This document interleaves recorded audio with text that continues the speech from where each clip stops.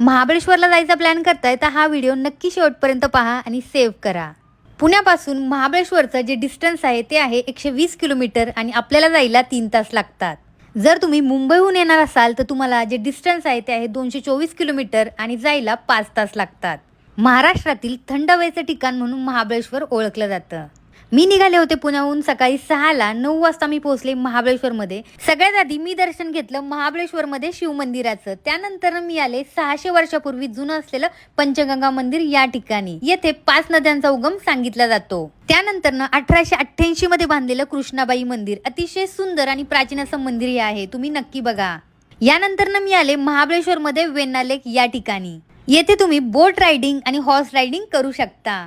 याचबरोबर तुम्ही डॅम, छोटे मोठे लेक, आर्थर सीट पॉइंट आणि इको पॉइंट देखील पाहू शकता। संध्याकाळी तुम्ही महाबळेश्वर मार्केट व्हिजिट करू शकता। या ठिकाणी तुम्हाला भरपूर सारी शॉपिंग करता येईल।